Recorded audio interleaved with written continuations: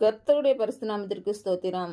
இன்றைய நாளுக்கான தேவ வார்த்தை ஏசாயா 49 அதிகாரம் 11 மற்றும் 13 வசனங்கள்.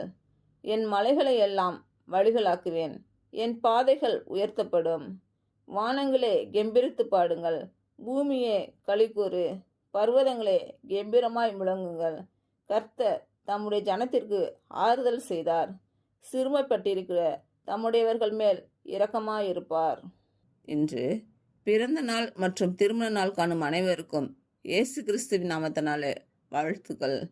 கர்த்தர் உங்கள் பலவீனங்களை மாற்றி உங்களுக்கு பலத்தை கட்டளையிடுவாராக.